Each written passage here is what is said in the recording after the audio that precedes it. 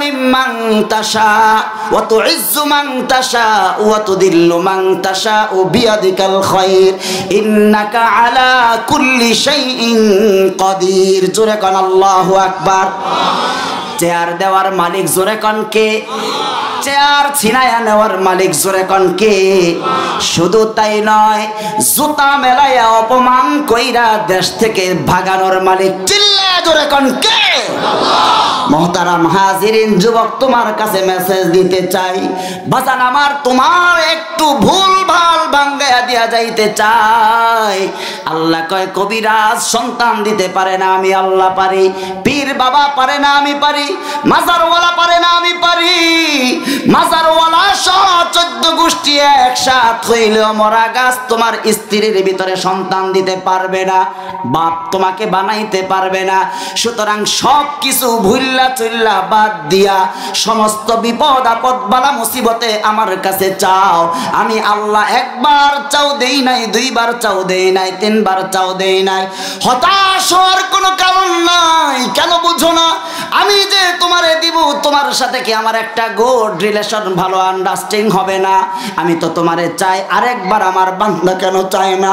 তুমি যখন আমার কাছে ইনিয়ে বিনিয়ে কাকুতি মিনতি করে যখন কও আল্লাহ আমারে তুমি কেন একটা সন্তান দাও না, আমার ঘরের ভিতরে কেন অশান্তি, আমি তো নামাজ পড়ি সব ঠিক, তারপরেও কেন শান্তিতে নাই? আল্লাহ কয় তুই জানিস না, কাউকে আমি আল্লাহ তাআলা পানিশমেন্ট দেই অপরাধের কারণে, কাউকে পছন্দ কইরা বারবার আমি আল্লাহ তাআলা পরীক্ষা করে। জোরে কোন সুবহানাল্লাহ। আমরা বুঝি না, না বোঝার কারণে হতাশ। হুজুর একবার দোয়া করছি পাই না তো, হুজুর বিয়া করছি 50 বছর এখনো সন্তান হয় না, হুজুর এত বছর বিয়া করলাম 20 বছর সন্তান হয় না।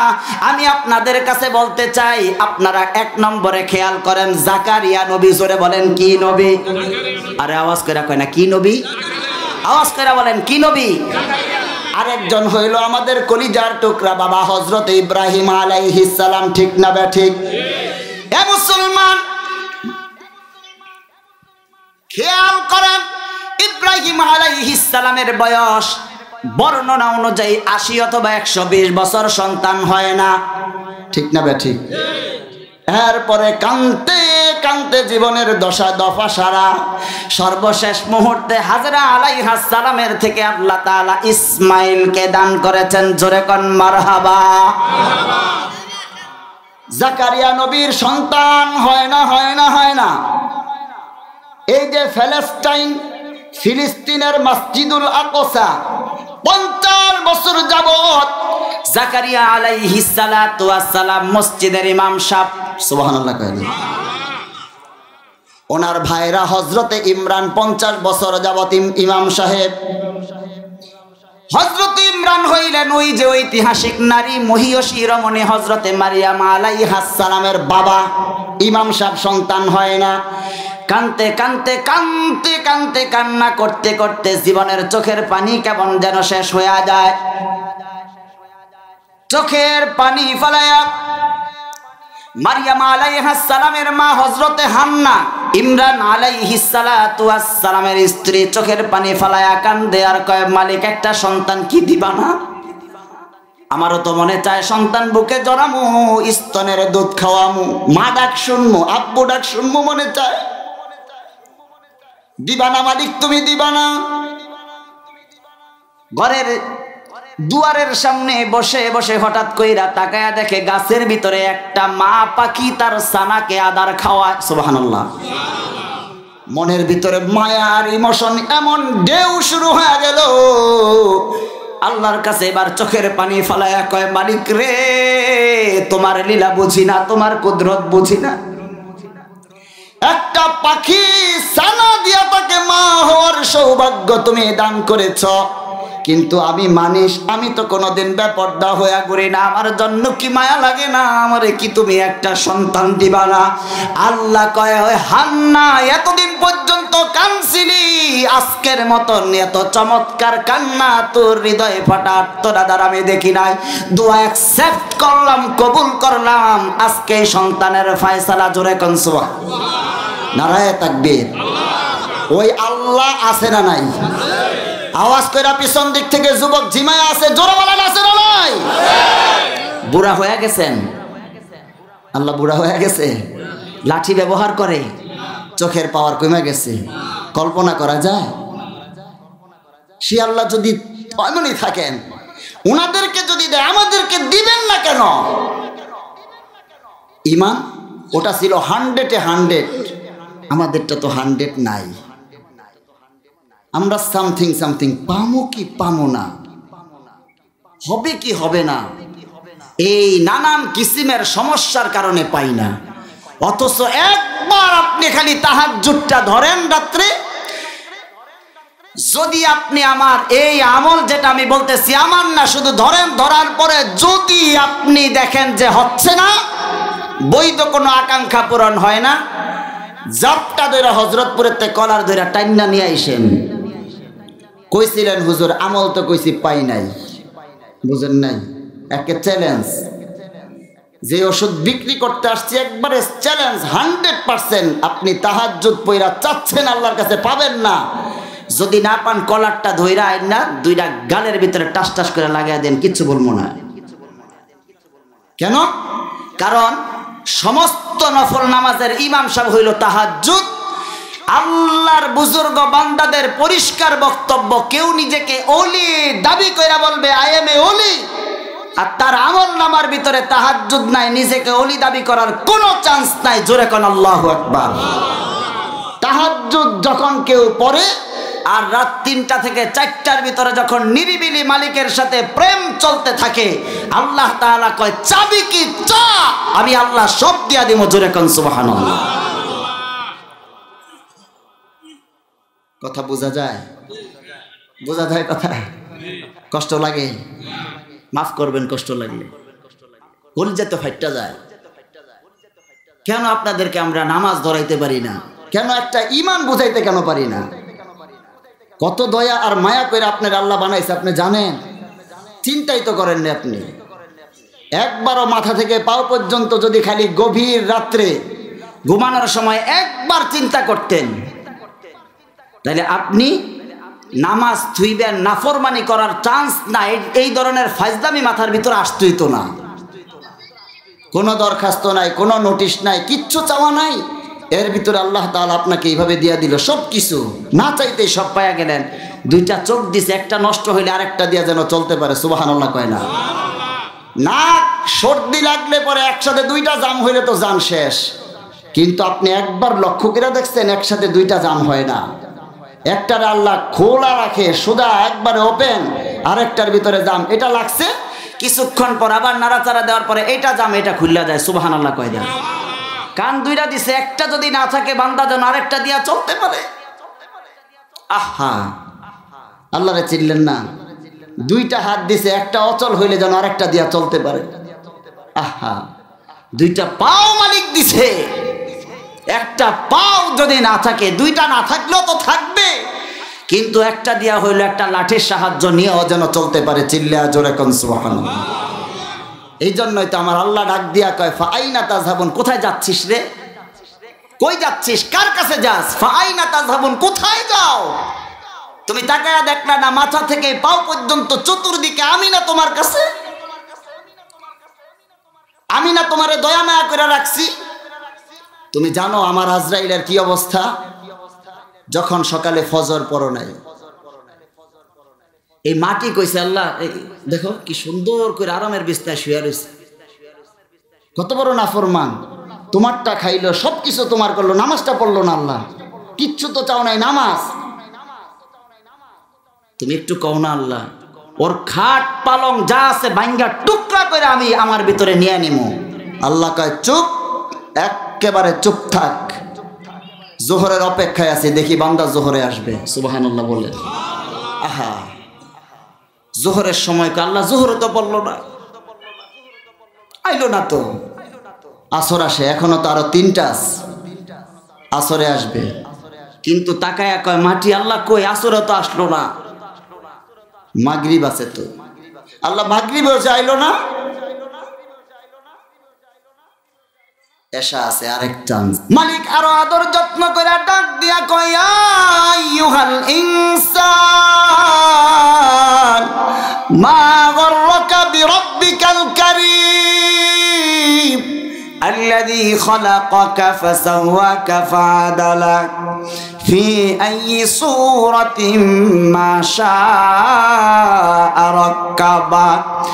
যুবক, যেই বন্ধুর জন্য মার সাথে বেয়াদবি করলা, এই যুবতী যেই বান্ধবীর জন্য মার বাবার কথা না শুননা বাড়ি থেকে তুমি বের হয়ে গেলা, এই যুবক বিয়া করার পরে যেই মা আর বাপকে ঘর থেকে তুমি বের করে দিলা, আমার মালিক আল্লাহ ডাক দিয়া কয়, যে সন্তান পাওয়ার পরে তুমি নিজেকে গর্বিত বাবা হিসাবে পরিচয় দিচ্ছ, এই সব কিছু একটা সময় তোমার বিপদের সময় পাশে থাকবে না। তোমার বিপদের সময় যে পাশে থাকবা সেটা হইল শুধুমাত্র আমি আল্লাহ। সব কিছু দিলাম আমি আল্লাহ, আমার চাইতে তাদের মোহাব্বত তোমার অন্তরের ভিতরে কেন বেশি হইল? তুমি কেন একটা বারের জন্য তোরা আমার কথা স্মরণ করলি না? আমি আল্লাহ যদি গাছের ফল না দিতাম, তাইলে কোনো গাছ যদি নির্দেশ না দিতাম, গাছের ফলের কাছে যাওয়ার সঙ্গে সঙ্গে আম গাছের ডাইল তোমার এমন ধরে থাপ্পড় লাগাইয়া দিত, কারণ তাকায়া দেখতেছে গাছ তুমি এক ওয়াক্ত নামাজও পড়ো নাই। গরুর উড়ানের ভিতরে যখন তুমি হাত লাগাইছো দুধ দহন করার জন্য, প্রত্যেকটা গরু তখন ডাক দিয়া কইছে, মালিক নামাজ পড়ে নাই, বেনমাজি আমার কাছে আসছে, তুমি একবার বলো পিছন দিক থেকে এমন কি করমু, লাথি মারমু, বেনমাজিকে আমি দুনিয়া থেকে বিদায় করে দিমু। আল্লাহ ডাক দিয়া কয়, নো নো, এই সমস্ত অর্ডার আর পারমিশন আর আমার পক্ষ থেকে কোনো অনুমতি নাই। জোরে কোন সুবহানাল্লাহ। বাজানেরা আমার, হযরতপুর বাজারে গেলেন আপনি একটা রেস্টুরেন্টের ভিতরে খাওয়ার জন্য, এ মুসলমান খেয়াল করে, যাওয়ার পরে আপনি যখন যায় বসছেন, বেচারা মেসিয়ার আপনার কাছে আইসা কয়, স্যার কি খাবেন? এখানে দুপুরের মেনু দেখায়া কয় অমুক তমুক হ্যান তেন অনেক কিছু আছে, আপনি কোনটা খাবেন? চিল্লা জোরে কোন ঠিক কিনা? এ মুসলমান, উদাহরণটা বুঝার চেষ্টা করেন। কিছুক্ষণ পর আপনি বললেন 32টা আইটেম বইলা বললেন সবগুলা আমার কাছে দিয়া দাও, একটা একটা কইরা সবগুলা যখন আপনার সামনে পরিবেশন করা হয়েছে, বন্ধু বান্ধব নিয়ে মজা মাস্তি কইরা আরামসে আপনি খাইলেন। খাওয়ার পর আপনি যখন হোটেল থেকে বের হয়ে যান, ওই সময় বিল দিচ্ছেন না, কিচ্ছু করতেছেন না। খুব ভালো করে বোঝার চেষ্টা করেন, কোন আল্লাহ বানাইলো, কোন আল্লাহর রাজত্বের ভিতরে থাইকা অন্যজনের সাথে প্রেম আলাপ আর আরেকজনের জন্য পাগল হয়ে গেলেন। মালিক ডাক দিয়া বলতেছে, তারপরের অংশ তোমরা শুনো।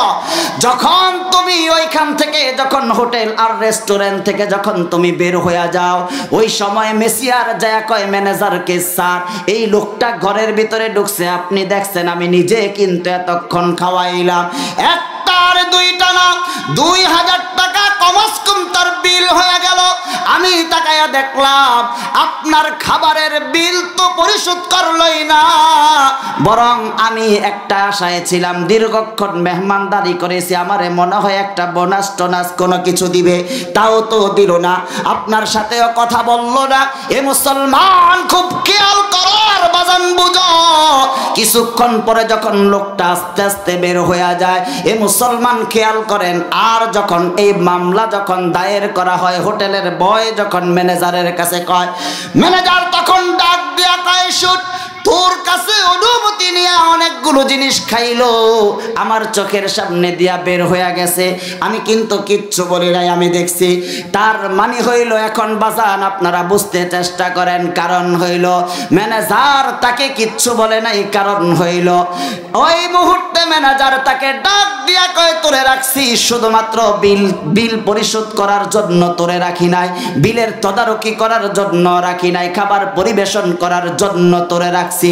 ও যে খাবারের বিল না দিয়া গেছে, এটা আমার ব্যাপার, এই ব্যাপারে হস্তক্ষেপ করার তোমার কোনো ধরনের অধিকার নাই। জোরে কোন সুবহানাল্লাহ। বিষয়টা হইল এমন, ম্যানেজারের স্পষ্ট বক্তব্য হইল, তুই ওরে চিনস নাই, কিন্তু আমার ল্যাংটাকাল ছোট্ট কালের দোস্ত অনেক দিন পরে আসছে, ব্যস্ততার কারণে দোস্তের সাথে কথা বলতে পারি নাই। দোস্তরে 32 তরকারি দিয়া ভাত খাওয়াইলা। এ মুসলমান খুব খেয়াল করেন, দোস্ত বেল দিবে না এটাই স্বাভাবিক। দোস্ত জানে আমি টাকাও নিব না। জোরে কোন সুবহানাল্লাহ। এই বিষয়টা স্পষ্ট হইল এই জায়গায়। গরু যখন চিন্তা করে আমি এই বদমাশকে দুনিয়া থেকে বিদায় করে দিব, গাছ যখন চিন্তা করে আমি তাকে ফল দিব না। ও মুসলমান খেয়াল করেন, ধান লাগাইছেন, ধান গাছ যখন চিন্তা করে একটা খাবারও আমি বের করবো না। আল্লাহু আকবার। পুকুর যখন চিন্তা করে মাছ খাইতে আমার পক্ষ থেকে বইব না, আল্লাহ তাআলা ম্যানেজার হিসাবে তখন কয় পুকুর তোর কাজ হইল মাছ দেওয়া, গাছ কার হইল ফল দেওয়া। ওরা যে নামাজ কালাম পড়লো না তোরা জানোস না, ওদের হিসাব নিকাশ আমি আল্লাহ স্পেশাল ভাবে গ্রহণ করব। জোরে কান সুবহানাল্লাহ। নারায়ে তাকবীর। জোরে কয় না সে আল্লাহ আছে না নাই? দুনিয়া সুন্দর, মানুষ সুন্দর, আসমান সুন্দর, জমিন সুন্দর, সুন্দরে সুন্দরে পাল্লা, জানি না কত সুন্দর তুমি আল্লাহ, জানি না কত সুন্দর তুমি আল্লাহ। যেরকম ঠিক কিনা? এ মুসলমান বাবারা আমার, এই জন্য প্রথমেই আপনার কাছে বলছি বাজান আমার, যেই দিকে ঘুরেন, যেই দিকে যাই অথবা যান, খেয়াল রাখতে হবে আমাদের সৃষ্টিকর্তা একজন একজন একজন। এই জন্য সমস্ত বিপদ আপদে বালা মুসিবতে চাইতে হবে জোরে বলেন আল্লাহর কাছে। জোরে বলেন কার কাছে? আর ইবাদত করতে হবে শুধুমাত্র কার? আর ইবাদত করার ফরমালিটি, সিস্টেম আর তরিকা হইল হুজুর করিম সাল্লাল্লাহু আলাইহি ওয়াসাল্লামের সুন্নাহ শরীয়ত, তার দেখানো পথ পদ্ধতি অনুযায়ী। জোরে কোন ঠিক কিনা? নামাজ হইল 5 ওয়াক্ত। জোরে কোন কয় ওয়াক্ত? এখন আমি কইলাম আমি আল্লাহর বিশাল বড় বান্দা, 6 ওয়াক্ত পড়মু হইবনি? আওয়াজ কইরা কয় না হবেনি? নামাজ আল্লাহ তাআলা ফজর 4 2 2 করে 4 বানায়া দিছে। আপনি এখন টার্গেট নিলেন নো 4 নো 5 নো 6, কোনো কিচ্ছু মানি না। 10 রাকাত পড়মু হবেনি? হবে? জোহরের নামাজে নবী করিম সাল্লাল্লাহু আলাইহি সাল্লাম বলছেন ফরজ হইল 4 রাকাত। জোরে কয় না কয়? আগে সুন্নত আমি নবী কইলাম সুন্নত মুআক্কাদা হইল 4 রাকাত, লাস্টে পড়বা সুন্নতে মুআক্কাদা আবার 2 রাকাত। এখন আপনি আর আমি যদি ঘাউরামি, ঘাড় তেরামি অথবা বুকের ভিতরে হাত লাগায়া কই মানি না, এই শরীয়ত নামাজ বেশি পড়মু, নামাজ পড়লই তো সওয়াব। সওয়াব ঠিক আছে, কিন্তু সিস্টেম অনুযায়ী পড়লে সওয়াব, আন সিস্টেম ইনরেগুলার কোনো সওয়াব নাই। জোরে কোন ঠিক কিনা? বাজানেরা আমার, দ্বিতীয় অপশনের ভিতরে যাই, লম্বা করলে অনেক লম্বা হবে। এই জন্য সবার কাছে অনুরোধ হইল বাজান, আল্লাহ রাসূল সাল্লাল্লাহু আলাইহি ওয়াসাল্লাম ইন্না ইদ্দাতাশ শুহুরি ইনদাল্লাহি 12, এই 10 নম্বর পারার 11 নম্বর পৃষ্ঠা সূরা তাওবার ভিতরে আল্লাহ কয়, এদিকে তাকান, ইন্না ইদ্দাতাশ শুহুরি ইনদাল্লাহি 12 শাহরা। বাংলা মাস জোরে কয় না কয়টা? খবর নাই তো। বাংলা মাস কয়টা? ইংরেজিও কয়টা? আরবিও কয়টা? জোরে কয় না? এই যে 12টা মাস আল্লাহ তাআলা কয়, এই 12টা মাসের ভিতরে আমি আল্লাহ তাআলার কিছু হিসাব নিকাশ আছে। সমস্ত মাস একরকম না, শনি থেকে শুক্রবার পর্যন্ত সমস্ত দিনও একরকম না। আল্লাহ তাআলার পরিষ্কার নবীজির মাধ্যমে ঘোষণা হইল শনি, রবি, সোম, মঙ্গল, বুধ, বৃহস্পতি, শুক্রবার, এই 6টা দিনের নেতা হইল শুক্রবার। জোরে কোন সুবহানাল্লাহ। তাইলে শুক্রবারের দাম জোরে কয় না কম না বেশি? আওয়াজ কইরা পিছন দিক থেকে জোরে বলেন কম না বেশি? পরিষ্কার খেয়াল রাখেন, শুক্রবারের দাম এত বেশি এত বেশি এত বেশি, সকাল থেকে সূর্যাস্ত পর্যন্ত অনির্ধারিত টাইম। যখনই আপনি দোয়া করবেন নেক সমস্ত দোয়া শুক্রবারে কবুল হয়। জোরে কোন সুবহানাল্লাহ। শুধু তাই নয়, যেই বাবা আর মা, যেই স্বামী তার স্ত্রীকে, অথবা যেই স্ত্রী তার স্বামী হারা হয়ে গেলেন, অন্ধকার কবরে শুয়ে রইছে, কবরস্থানে যান না কত বছর, খোঁজ খবরও নাই। আছে না নাই? কথা কয় না? আছে না নাই? বিদেশ ছিল, আসার পরে জানে না আমার বাপরে কোন জায়গায় শোয়া দিছে, আমার নানার কবর কই জানে না, এমনও নাতি আর এমনও সন্তান, জোরে কোন আছে না নাই? আপনি আর আমি যে বাবার খবর নিলাম না, আল্লাহ তাআলা কয় আমি জানি তোরা নিবি না। আবার এমন কিছু আল্লাহর বান্দা সমাজের ভিতরে থাকবে, ফজর পড়ার পরে কইব হাইট্টা কবরস্থানের কাছে যায় একটু বাবার কবর জিয়ারত করি, জোরে কোন আছে না নাই? এ মুসলমান, এই জন্য আল্লাহ তাআলার রাসূল সাল্লাল্লাহু আলাইহি ওয়াসাল্লাম বলেন, আল্লাহ তাআলা প্রত্যেকটা শুক্রবারে, প্রত্যেকটা জুমার দিন শুক্রবারে কবর আযাব গুলাকে আল্লাহ ঢিল দেয়, হালকা কইরা দেয়, জোরে কোন সুবহানাল্লাহ। কি চমৎকার শুক্রবার মোহতারাম হাজিরিন। শুধু তাই নয়, জুমার নামাজের জন্য ইমাম সাহেব যখন মসজিদের ভিতরে ঢুকে, ওই সময় যখন মিম্বরে যায় বয়ান শুরু করে, জুমার নামাজের শেষ পর্যন্ত এই সময় 1 নম্বর আমল হইল কথা মসজিদের ভিতরে বলা যাবে, 2 নম্বর হুজুরের চেহারার দিকে তাকানো, 3 নম্বর চুপচাপ হুজুরের কথাগুলা শুনতে থাকা, আর 4 নম্বর কথা দোয়া যা কিছু ইমাম সাহেব বলতে থাকে, মুনাজাত শেষ পর্যন্ত সমস্ত দোয়া স্পেশালি কবুল হয়, জোরে কোন সুবহানাল্লাহ।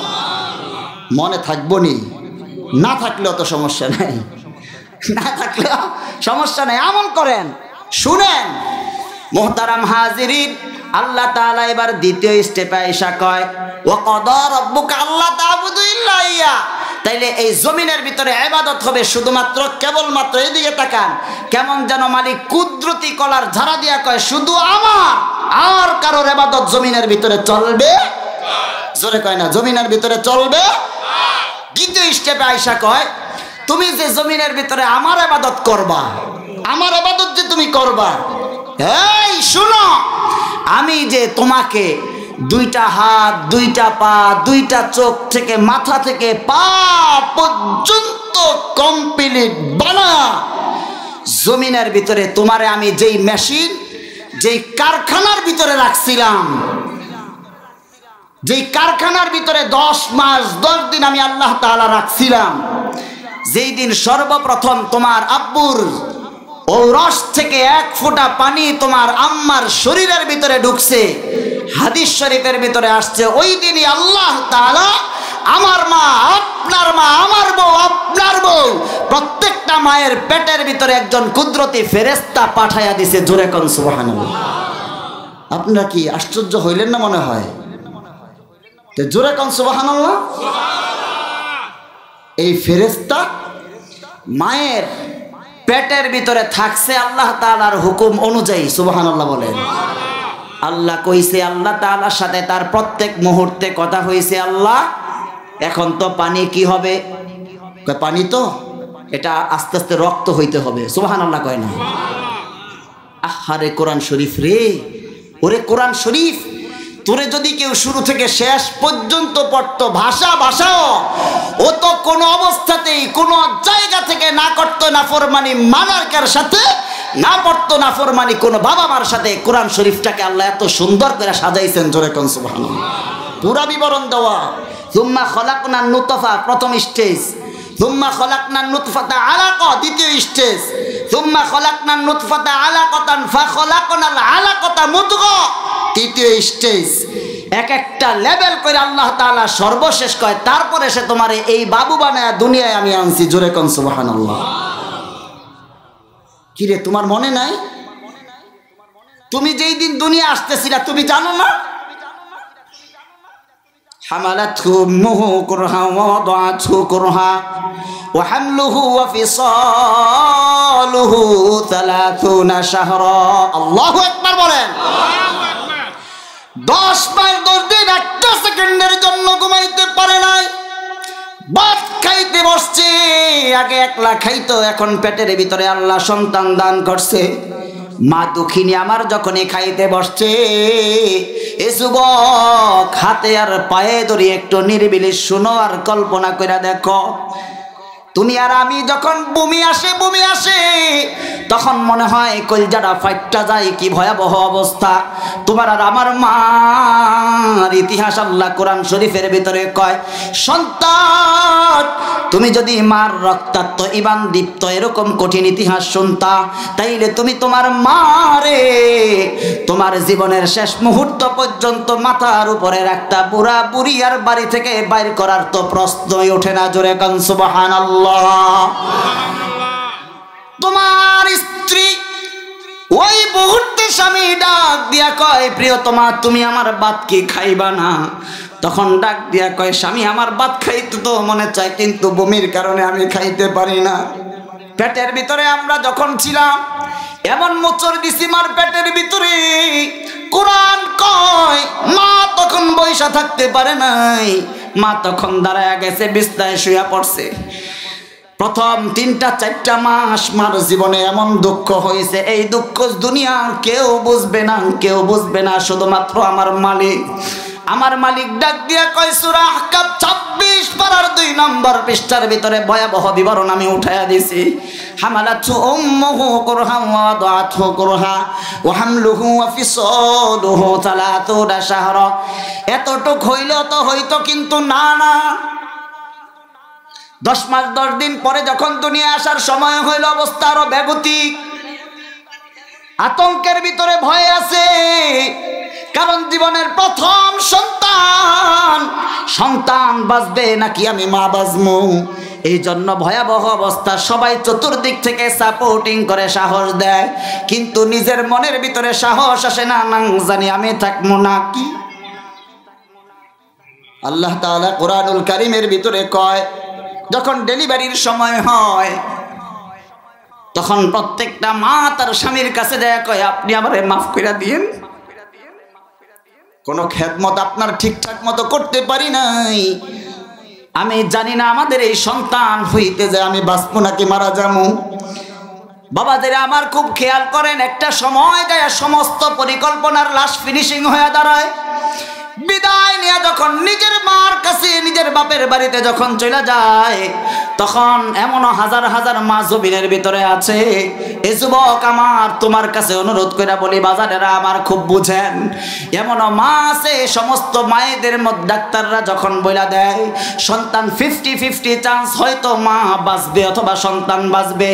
জমিনের ভিতরে এমন কোন মার ইতিহাস নাই যেই মা ডাক্তারকে কয়, ডাক্তার আমারে বাঁচাও, আমারে বাঁচাও, আমারে বাঁচাও।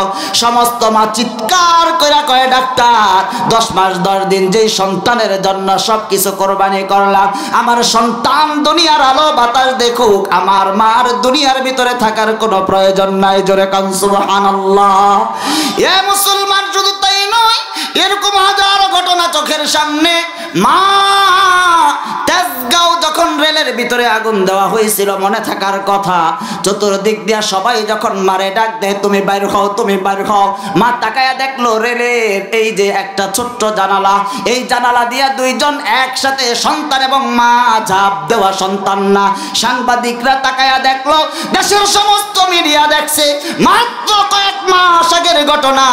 কে বা কারা তেজগাঁও রেল স্টেশনের ভিতরে, রেলের ভিতরে এইভাবে করে আগুন দিয়া বংশ ধ্বংস করে দিছে। ওই মাকে সবাই চিৎকার করে বলছে, তুমি বের হয়ে আসো, কিন্তু লাস্ট ফিনিশিং এ পাওয়া গেছে মা আগুনের ভিতরে টাটকা জ্বললা মারা গেছে, কিন্তু মারা যাওয়ার শেষ মুহূর্ত পর্যন্ত তার সন্তানকে বুক থেকে আলাদা করে নাই। জোরে কান সুবহানাল্লাহ। চাঁদপুর থেকে লাশ আসছে, সেই লাশ আসার পর যখন কিছুদিন আগে মনে থাকার কথা সদরঘাটে যখন লঞ্চ অথবা ট্রলার ডুবি হয়েছে, এমন লাশ বার হয়ে আসছে। মুসলমান বোঝার চেষ্টা করো, ওই লাশ যখন মায়ের লাশ উঠাইছে, তাকায়া দেখতেছে মায়ের লাশের ভিতরে শিশু বাচ্চা সন্তানের লাশটা বুকের ভিতরে জাপটা ধইরা রাখা। জোরে কান সুবহানাল্লাহ। মারে আপনি চিনলেন না, মারে আপনি বুঝলেন না। এই তো মা, যখন আপনি সকাল বেলা বাবার সাথে যখন বেয়াদবি করলেন, বাবা তো মেজাজ গরমওয়ালা মানুষ, সইতে পারে নাই। সাথে সাথে বাবা আপনারে বলছে, তোরে ধরো আমার চোখের সামনে দেখি না। কিছুক্ষণ পরে মার কষ্ট তো আর মার তো আর মায়া মানে না। মা রাস্তা দিয়ে আড়ালে আড়ালে ঘুরে, স্বামী তো বকবে, এই জন্য আড়ালে আড়ালে যায় কয়, ও শ্বশুর, ও মুখ, ও তমুক, আমাদের ছেলেটারে আপনি দেখছেন নি? চিল্লা জোরে কান, ঠিক না ঠিক? মুহতারাম হাজিরিন, এতটুকুও শেষ না, রাস্তা দিয়া দৌড়ায়, এই গলি ওই জগিনি, কার সাথে চলে, কোন জায়গায় থাকতো, সব জায়গায় যায়, স্বামীর কাছে যায়, আবার ভয় পায়, কারণ স্বামীর মেজাজ এখনো গরম, ঠান্ডা না। ছেলে তো আর রাস্তায় রাস্তায় ঘুরতেছে, জানে বাপ পিঠের চামড়াও রাখবে না। এ মুসলমান, আসরের নামাজের ওয়াক্ত যখন হয়, সারাদিন কিচ্ছু খায় নাই, কেউ খাইতে দেয়ও নাই, পকেটের ভিতরে টাকা নাই, পোলা বাড়ির সামনে দিয়ে আশপাশে ঘুরে, হঠাৎ কইরা মা যখন দেখে এরকম হাজারো ঘটনা, মা তখন সন্তানের দিকে তাকাইয়া নিজের আর কন্ট্রোল করতে পারে না। মা সন্তানকে ডাক দেয়, ডাক দেওয়ার পরে কয়, কেন তুই তোর বাপের সাথে বেয়াদবি করলি? আমারে তুই 1000 বার গালি দে, সমস্যা নাই, আমি তো মা মানবো। বাপ তো বিভিন্ন জায়গায় থাকে, মেজাজ ঠিক থাকে না, কেন তুই তোর বাবার সাথে বেয়াদবি করলি? আবার স্বামীরে যায় চমৎকার কইরা বুঝাই, স্বামী আমার, একটা সন্তান আল্লাহ আমাদেরকে দিছে, আমরা যদি সন্তানকে ঘর থেকে বাইর করে দেই, সন্তান যাবে কোথায়? একটু ঠান্ডা হয়ে যান না, সন্তানকে গলার ভিতরে জড়ায়া ধরেন না, জোরে কান সুবহানাল্লাহ। এ মুসলমান, শুধু তাই নয়, এইভাবে কইরা কইরা পরে স্বামীকে বুঝায়। এ মুসলমান, আর ছেলেরা যায় বুঝায়, বুঝায়া তারপরে কয়ে, যা তোর বাপের কাছে যায়, বাপের জড়ায়া ধর, আর যায় বল, আব্বু জীবনে আর তোমার সাথে বেয়াদবি করবো না। এরকম মিউচুয়াল আন্ডারস্ট্যান্ডিং তৈরি করার বন্ধনটার নাম হইল মা।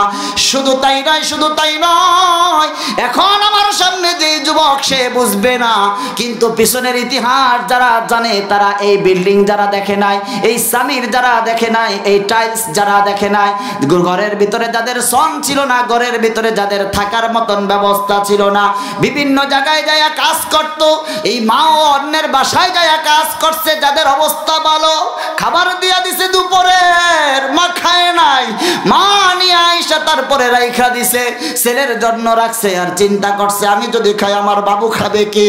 এই জন্য ছেলে আসার পরে মা তাকে বসাইয়া নিজে কষ্ট করছে, তারপরেও খায় নাই, ছেলের অবস্থা দেয় নাই, মা তাকে বৈশা বৈশা খাওয়াইছে, ছেলেও বুঝে নাই। এইভাবে কইরা কতদিন মা না খায়া থাকছে, কতদিন মা সন্তানের জন্য বাপের নিষ্ঠুর নির্যাতনের শিকার হয়েছে, তারপরেও কোনোদিন সন্তানকে আলাদা করে নাই।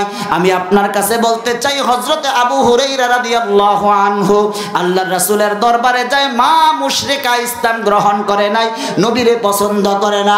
আবু হুরায়রা রাদিয়াল্লাহু আনহু যায়, যখন একদিন ইচ্ছা মতো তার মা তাকে পিটাইছে, আর বলছে আর মুহাম্মদের কাছে যাওয়া যাবে না। এ মুসলমান, খুব খেয়াল করেন, হযরতে আবু হুরায়রা আর সহ্য করতে পারে নাই, নবীজির কাছে যায় কই, ইয়া রাসূলুল্লাহ, ইয়া হাবিবাল্লাহ, আপনারে না দেখলে সহ্য করতে পারি না, থাকতে পারি না, কলিজা ছিঁড়া যায়, টুকরা হয়ে যায়। মা আলটিমেটাম জারি কইরা দিছে, আপনার কাছে আসলে পিঠের চামড়াও রাখবে না। হুজুর, সবকিছুই তো আপনি পারেন, আমার মার জন্য কি একটু দোয়া করা যায় না?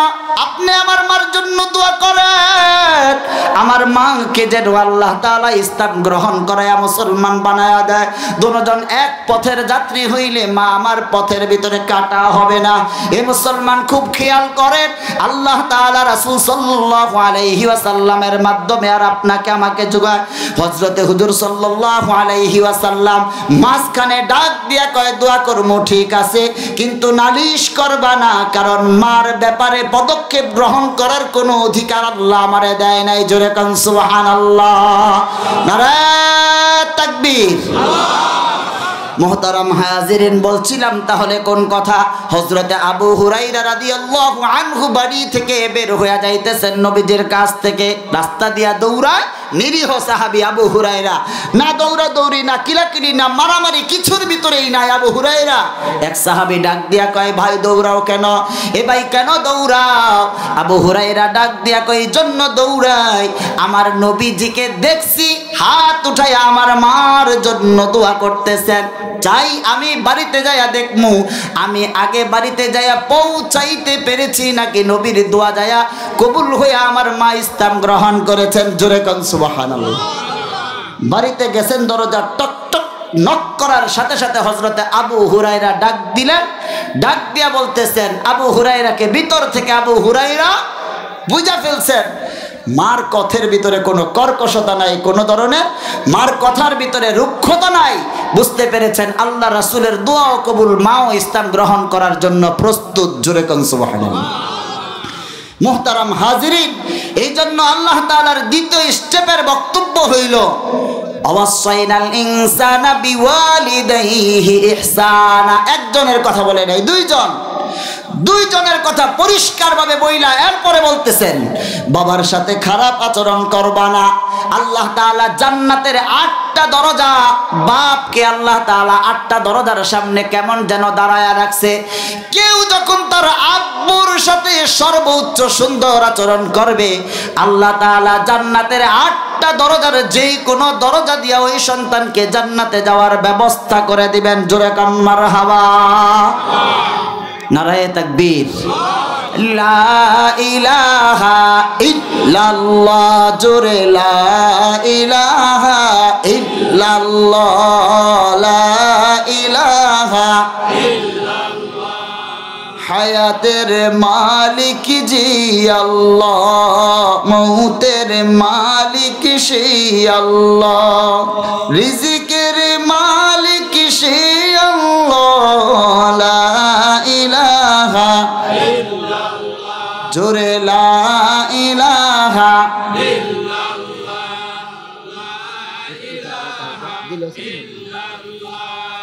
লা ইলাহা ইল্লাল্লাহ, লা ইলাহা ইল্লাল্লাহ, লা ইলাহা ইল্লাল্লাহ, লা ইলাহা ইল্লাল্লাহ, মুহাম্মাদুর রাসূলুল্লাহ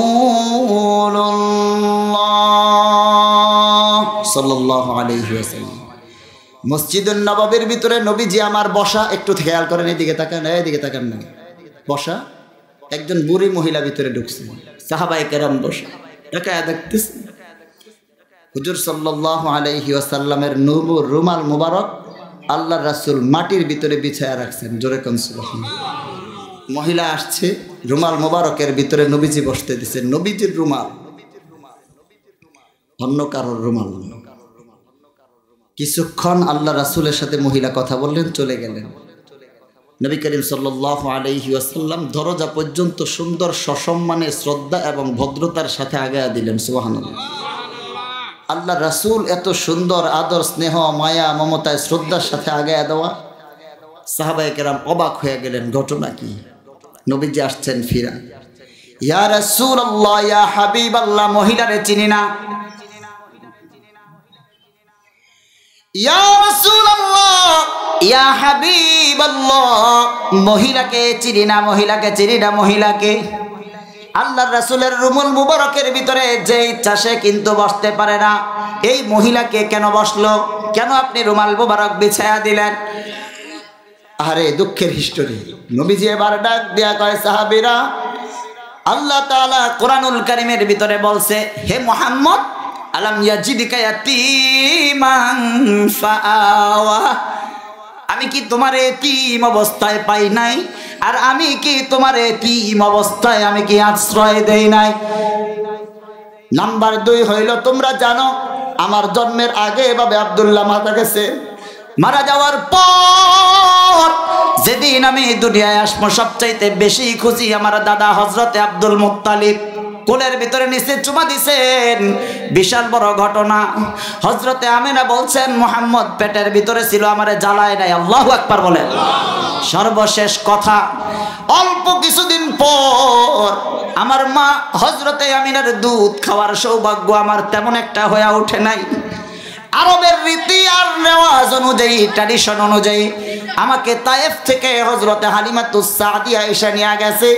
বুড়া যেই মহিলাকে আমি মসজিদুন নববীর ভিতরে রুমাল বসায়া বসতে দিছিলাম, এ হইল আমার দুধমা হযরতে হালিমাতুস সাদিয়া। জোরে কোন সুবহানাল্লাহ।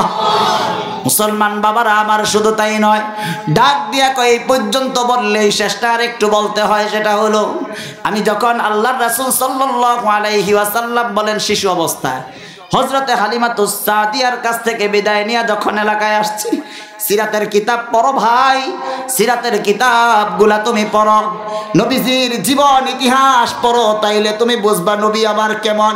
আল্লাহ তাআলার সংক্ষিপ্ত কথা বলার পরে অল্প কয়েকটা কথা, তারপরে আপনাদের কাছ থেকে কিছু পানা দেনা। এ মুসলমান খেয়াল করেন, হযরতে হালিমাতুস সাদিয়ার দুধ পোলা হযরতে মুহাম্মাদুর রাসূলুল্লাহ ডাক দিয়া কয়, এলাকার ভিতরে আমি আসছি, কেউ আমারে চিনে না, এলাকায় তো আমি ছিলাম না, অচিন এলাকা। মুসলমান আল্লাহর বান্দা খুব খেয়াল করেন, পর্দার আড়ালের মায়েরা, এই কথা বলার সঙ্গে সঙ্গে হযরতে আবেদা আর সহ্য করতে পারলেন না, চোখের পানি ফেলায়া বুকের ভিতরে চুমা দিলেন, মুখের ভিতরে চুমা দিলেন, আর বললেন, তোমার বাবা তো এমন দেশে গেছে, যুবক, এমন দেশে তোমার বাবা চলে গেছে, তোমার বাবার সাথে এই জীবনে, এই জন্মে, ইহ জগতে আর কোনোদিন দেখা হওয়ার সুযোগ নাই। একটা চান্স আছে, তোমারে তোমার দাদার কাছ থেকে ছুটি নিয়ে তারপরে তোমার বাবারে দেখায় আর মজুরে করেন আল্লাহু আকবার। শর্টকাট কথা আমার বাজানেরা, এমন এক রক্তাক্ত জীবন, কষ্টের ইতিহাস, একবারে শর্টকাট সময়ের ভিতরে ছোট্ট করে শুধু আপনারে বলি, রাস্তা দিয়া যায় আল্লাহ তাআলার কুদরত। হঠাৎ করে রাস্তার ভিতরে হযরতে আমিনার শরীরের ভিতরে মারাত্মক জ্বর, কষ্ট মষ্ট করে স্বামীর কবর পর্যন্ত মদিনায় যখন নিয়ে গেলেন, নিয়ে যাওয়ার পর সেখানে যায়া কবরের পাশে দাঁড়াইয়া চোখের পানি ফেলাইয়া হযরতে আমিনা কাঁদেন। নবীজি আমার এতিম মার দিকে তাকাইছে, দেখে মা কান্দে। নবীজি আমার বুঝা ফেলছেন, আমার বাবারে দেখাইতে আনছে, তার মানে আমার বাবা দুনিয়ায় নাই, আমার বাবা কবরের ভিতরে শোয়া। ডাক দিলেন আর বললেন, শুনেন, আপনার ছেলেকে নিয়ে আসছি। ছেলে শুধু বাপ দেখতে চায়, বাপ দেখতে চায়, বাপ দেখাইতে পারি না, আপনার কাছে নিয়ে আসছি। যদি সাধ্য থাকে, সুযোগ থাকে, ওইটা আপনার মোহাম্মদকে একটু জড়ায়া দাঁড়ান, জোরে কনসবা। চোখের পানি আর রাখতে পারলেন না হযরতে আমিনা। এ মুসল্লি ভাইরা আমার, কলিজার টুকরারা, হুজুর সাল্লাল্লাহু আলাইহি সাল্লাম বাপের কবরের ভিতরে শুয়া কবর জড়ায়া ধরে চোখের পানি ফেলায়া কাঁদতেছে আর কয়, বাবা এমন কোন অপরাধ করলাম, মক্কার জমিনের ভিতরে বাচ্চারা আব্বু বইলা কোলের ভিতরে উঠে, আর আমি মুহাম্মদ জীবনে কোনোদিন তোমার কোলে ওঠার সুযোগ আমার হলো না। এত অভিমান আর রাগ কইরা কেন তুমি দুনিয়া থেকে চলে গেলা? আমার তো মনে চায় তোমার কোলের ভিতরে উঠা তোমার আব্বু বইলা ডাক দেই, তুমি গলার ভিতরে চুমা দাও, আমার মুখের ভিতরে চুমা দাও, আর আমি তোমার চুমায় চুমায় আমি আদরে আহ্লাদে আমি সিক্ত হয়ে জোরে কন সুবহানাল্লাহ। মুসলমান বাবারা আমার, পর্দার আড়ালের মা, আপনাদের কাছে লাস্ট মুহূর্তে এখন যাদের চোখের পানি আসছে, আমি আপনাদেরকে এই মুহূর্তে বলবো, হুজুর হয়তো কাছে আসছেন অথবা চলে আসছেন, মুনাজাত করবেন সবার কাছে। আখেরি একটা তামান্নার আকাঙ্ক্ষা হইল, ভাইয়া এখানে এক প্যাকেট তোমারে খিচুড়ি দিবে না, না এই খিচুড়ি কিচ্ছু না, কিন্তু যেই কোনো ভাবেই হোক একটা চান্স মিস না করে এক ফোঁটা চোখের পানি হইলেও কষ্ট করে ফালানোর চেষ্টা করবো তো ইনশাআল্লাহ। এই নবী আমার, এতিম নবী আমার চোখের পানি ফালাইয়া যখন এইভাবে কাঁদতেছিল, সামনে গেলে আমার আলোচনা অনেক লম্বা হবে, অনেক কথা, লাশ মুহূর্তে জ্বরাক্রান্ত হযরতে আমেনা যখন তাকে ডাক দিল, সূর্য ডুবা যায়, ডাক দিয়া কয় মুহাম্মদ আর থাকা যাবে না, তাড়াতাড়ি উঠো। মুহাম্মদকে জড়ায়া নিয়ে যায় উম্মে আইমান দাসী। আল্লাহর রাসূল সাল্লাল্লাহু আলাইহি সাল্লামের বাপের একজন দাসী ছিলেন, সাথে ওনাকে নিলেন। হযরতে আমেনা ডাক দিয়া কয় উম্মে আইমান, অবস্থা দেখা বুঝতে আর বাকি নাই, আমি মক্কা পর্যন্ত যাইতে পারবো না, আমার মুহাম্মদকে তোমার কোলে উঠাইলাম, তোমাকে আমি দিয়া গেলাম আর বললাম আজ থেকে আমার মুহাম্মদের সমস্ত মার বাবার জিম্মাদারি তোমার। চিল্লায়া জোরে কান সুবহানাল্লাহ। মুসলমান বাবারা, আমার নবী তার চিকন কণ্ঠ, চমৎকার কণ্ঠ দিয়া কয় মান বানা মসজিদান বানাল্লাহু লাহু বাইতান ফিল জান্নাহ। এক নম্বর। নাম্বার 2, আল্লাহর রাসূল কয় আহাব্বুল বিলাদি ইলাল্লাহি মাসাজিদুহা। অন্য হাদিসের ভিতরে আল্লাহর রাসূল আবার কয় ও জমিনের মুসল্লিরা খুব খেয়াল রাখো, জমিনের খোলা আসমানের দিকে যখন তাকাও, তাকাইলে দেখবা একটা চাঁদ দেখা যায় আর অসংখ্য তারকারাজি দেখা যায়। চিল্লায়া জোরে কোন ঠিক কিনা? আসমানেও কিছু লোকজন বসবাস করে, মানে ফেরেশতারা। তোমরা যখন আসমানের দিকে তাকাও আর ওই দিকে তাকাইলে যখন তোমরা দেখো আসমানের ভিতরে নক্ষত্র দেখা যায়, তোমরা বুঝো ওগুলা নক্ষত্র, ওগুলা তারা, ওগুলা স্টার। কিন্তু জমিনের ভিতরেও আসমানওয়ালারা তাকায়া দেখে জায়গায় জায়গায় লক্ষ লক্ষ তারকারাজি। চিল্লায়া জোরে কোন সুবহানাল্লাহ। সাহাবায়ে কেরাম অবাক হইয়া কয় ইয়া রাসূলুল্লাহ, জমিনের ভিতরে আবার তারা আসলো কোন জায়গা থেকে? কয় জমিনের তারা হলো এই যে পূর্ব চরদরিকান্দা, পশ্চিম চরদরিকান্দা সহ হযরতপুর সহ কৈলাল সহ যত এলাকার ভিতরে ছোট ছোট জায়গায় জায়গায় জীর্ণ শীর্ণ সহ বড় সড় যত ধরনের মসজিদ আছে, এগুলাকে আল্লাহ তাআলা জমিনের ভিতরে তারকারাজি বানায়া রাখছে। জোরে কোন সুবহানাল্লাহ।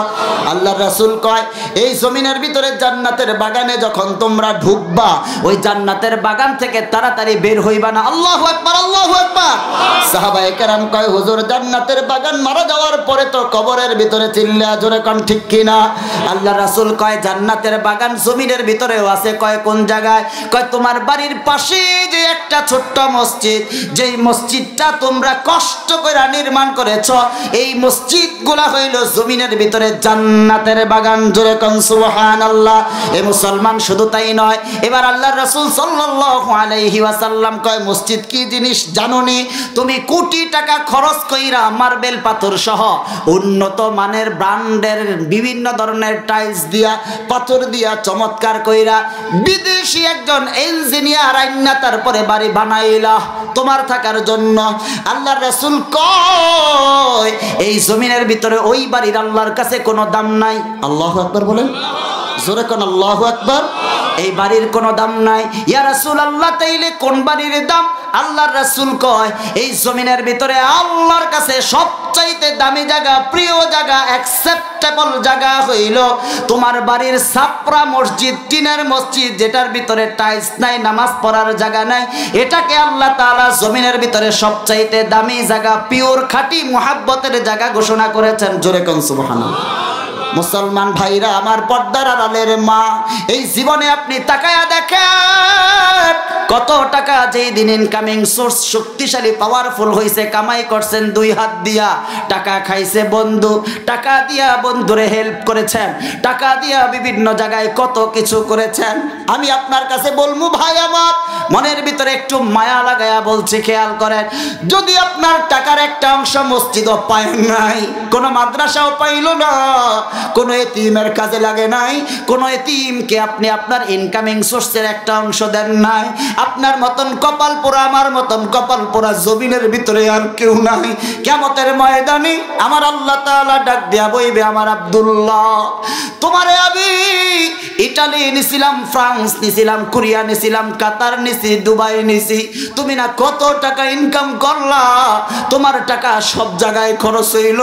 আমার মসজিদ কি দোষ করলো? আমার মসজিদ রে কেন তুমি একটা টাইলস কিনা দিলা না? আমার মসজিদে বাবার নামে কেন একটা ফ্যান দিলা না? আমার মসজিদের ভিতরে কেন তুমি মুসল্লিদের নামাজ পড়ার জন্য একটু আরামের ব্যবস্থা করে দিলা না? কদার কসম ওই সময় আপনি কিন্তু আল্লাহ তাআলার কাছে কিছু বলতে পারবেন না। এই জন্য বাজার আমার এইখানে যারা আছেন, যারা সম্ভব হয় এখন দিবেন, সম্ভব নাই টেনশন নাই পরে দিয়েন। সম্ভব হইলে 1 লক্ষ টাকার একটা আল্লাহর বান্দা চাই, যার জন্য মন খুলে প্রাণ খুলে বিশ্বাস করে, যেহেতু চোখের পানি আছে, অবশ্যই আল্লাহ দোয়া কবুল করে নেবেন। আপনার মার জন্য স্পেশালি চোখের পানি ফালায়া একটু কানমো, আপনার বাবার জন্য কানমো, আপনার দুনিয়া আখিরাতের হায়াতের জন্য, সুস্থতার জন্য, নিরাপত্তা সেফটির জন্য একটু কানমো। আল্লাহর কোন বান্দা একটু সাহস করে হাত উঠায়া বলবেন, হুজুর এই মসজিদের ভিতরে যখন গেছি মনের ভিতরে কষ্ট। হুজুররা বয়ান করে বললেন, হুজুর এলাকার ভিতরে আলহামদুলিল্লাহ তুম্মা আলহামদুলিল্লাহ অনেক টাকাওয়ালা আছে, কিন্তু তাকায় দেখলাম টাইলস নাই। মসজিদ এখনকার সময় তো এমন থাকার কথা না, ঠান্ডার ভিতরে নামাজ পড়া যায় না। এমন একজন আল্লাহর বান্দা চাই, হুজুর থাইগুলো আমি ব্যবস্থা করে দিব। মন খুললে আপনার জন্য দোয়া হবে। আপনি বলবেন, হুজুর আমি নিজের টাইলস ফ্লোর গুলা করে দিব, বেশি টাকা খরচ হবে না। আল্লাহ তাআলা বইলা দিয়েছেন নবীজির মাধ্যমে, মান বানা মসজিদা, হাদিস শরীফের ভিতরে আছে একটা মসজিদ না, একটা মসজিদের জন্য 1 মুঠ বালুও যদি কেউ কিনা দেয়, আল্লাহ তাআলা ওই ব্যক্তিকে কিয়ামতের ময়দানে একটা আরামের অট্টালিকা, যার পাথর হবে ইয়াকুত আর মারজান, ইয়াকুত মারজান আর রহমান সূরার ভিতরে আছে, এগুলার মাধ্যমে আল্লাহ তাআলা জান্নাতে একটা অট্টালিকা বানায়া দিবেন। 1 মুষ্টি মাটিও যে মসজিদে দিছে, জোরে কোন সুবহানাল্লাহ, নারায়ে তাকবীর। একজন ভাই আছেন নি, হুজুর হাত উঠাবো, আমি 1 লাখ টাকা দিব, মাত্র 1 লাখ, বেশি চাই না। আছেন কেউ? একটু হিম্মত করে হাত উঠান। আপনারা বলি না এখন ক্যাশ দেওয়া লাগবে, দরকার নাই, 50-50 করে দেন, 10-10 কইরা 10 কিস্তিদের ভিতরে দেন, না হয় আপনি 20-20 করে 5 কিস্তি দিয়া দিবেন। এরকম কোনো আল্লাহর বান্দা একটু সাহস করে হাত উঠান। 1 লাখ টাকা চাইছি আমার জন্য, মসজিদের জন্য। মা আপনার দিকে তাকায় আছে, দেখি না আমার ছেলে, আমি যে দাউ দাউ করে আগুনের ভিতরে জ্বলতেছি, আমার ছেলে দেখি না আজকের এই মাহফিলের ভিতরে আমার জন্য। আপনারা কেমনে বুঝাইলে বুঝবেন? এই মাহফিল যে এখন চলতেছে, প্রত্যেকটা মা কেমন যেন কইরা, বাপ কেমন যেন, নারায়ে তাকবীর। এ ভাইয়া নাম কোন? কি?